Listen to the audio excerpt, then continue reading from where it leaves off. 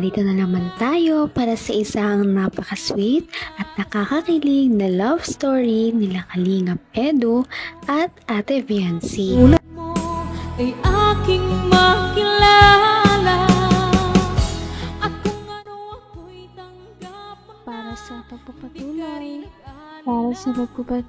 ng ating love story ay ito ang pagpapatuloy ng kanilang Hong Kong trip.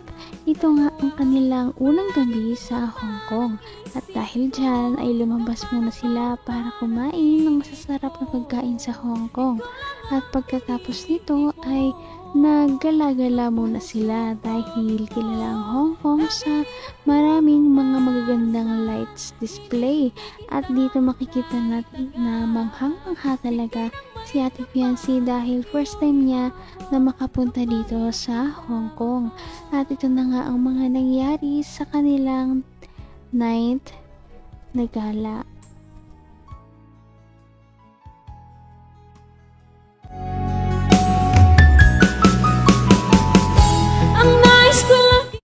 May mga photo bombs eh.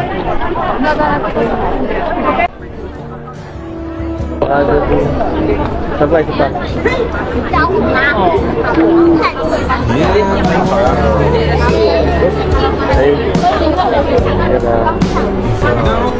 Ay, parang ganda sumakay dun, oh. Nakasakay na kami dyan dati. Dito sa yung yung may Mahilig ka ba sa ganyan? Takot ka sa dagat? Hindi. Hindi man. Ano kaya meron? Iba pa rin sa mga pinupuntahan sa Manila, no? Nakikita ko lang sa TV. Nakikita mo sa TV ganito? Ang ganda, no? Iba pa rin pala pag iba pa rin. Ang linis, ang ganda. Dito tayo, ganda lang. Dito nakatap tayong selfie. Mas maganda din ito.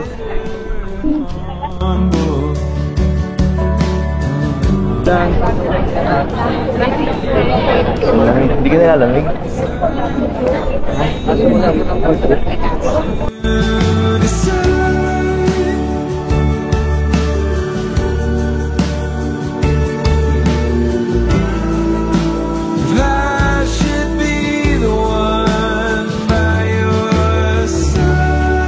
Grabe, parang walang katapusan ng mga...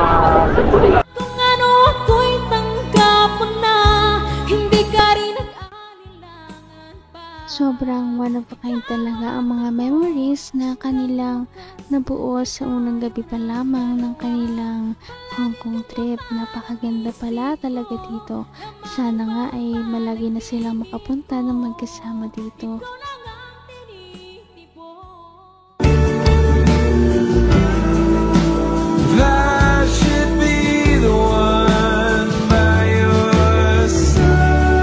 Grabe, parang walang katapusan ng mga...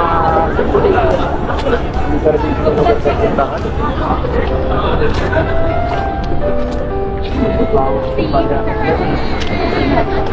Medyo walay lang tayo eh.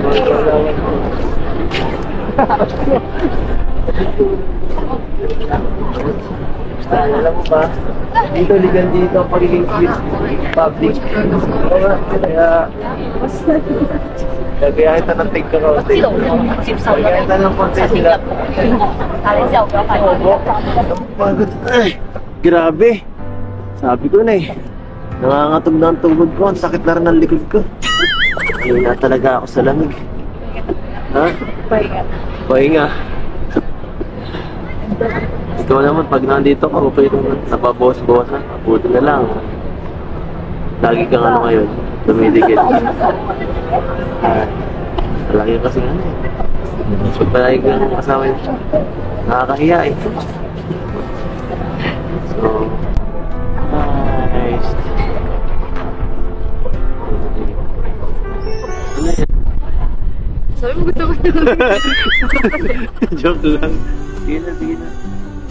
Sanay ka na. Naman ang bawat panaginip ko, ikaw lang ang tinig. Medyo napagod na nga sila kaya uupo muna sandali ang dalawa. Ito ang kanilang unang alone time na silang dalawa lamang at walang ibang nanggugulo. Kaya makakapag-usap talaga sila ng masinsinan at ito na nga ang pagpapatuloy nito.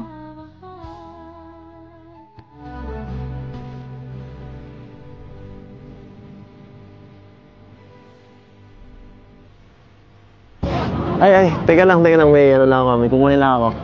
Teka lang, dito ka lang ha. Hindi mo na ako magitan. Mabilis lang.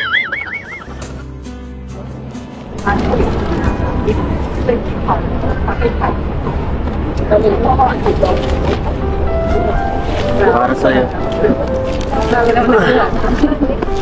Siyempre. Para sa'yo ito. Pinag-important ko to ha. Nakita nagbibenta ng black. Alam mo, marami akong kakilala dyan na pwedeng bigyan ng tulong para makapagbili nito. Oh, Happy Valentine's Day. Yan ha. Hindi ako halos pagbibigay ng ganyan sa mga tao. Bihira lang yan, kaya swerte mo. Swerte mo kasi sa mga mahalagang tao ko lang binibigay yan. Isa ka din.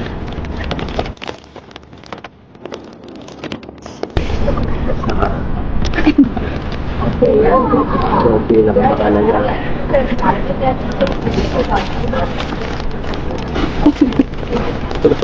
O bakit? Grabe, sobra-sobra na. Grabe na, may flowers pa. Hanggang wakas ay tayo ng dalawa. Palagi kang naman ang isip ko. Grabe naman talaga ang sweetness ni Kalingap Edu.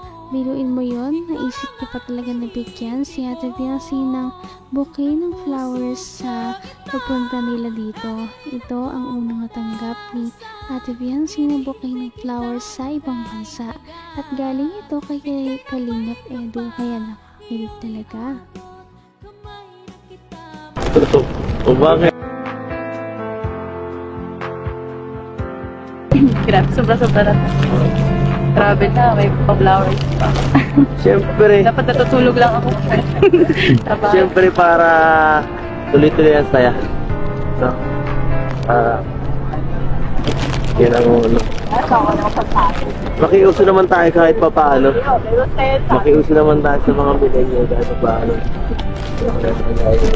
Next month lang ng Valentine's. Uy. Sigurado seryoso ka? Ako pa lang.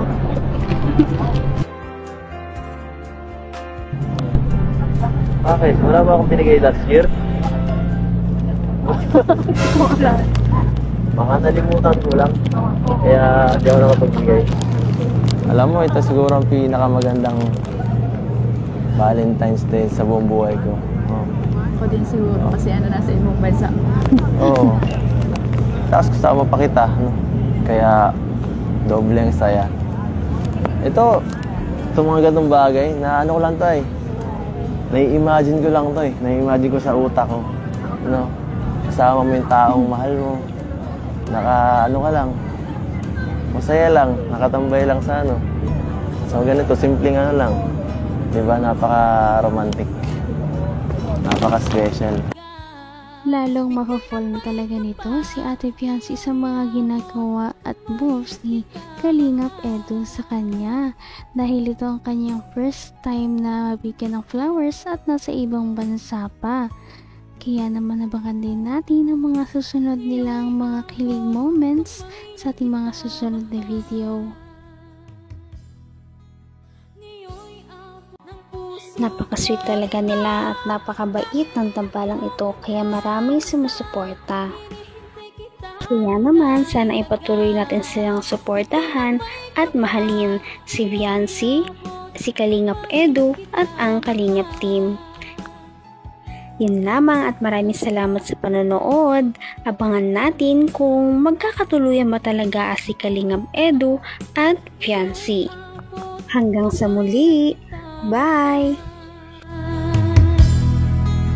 Ngayon'y abot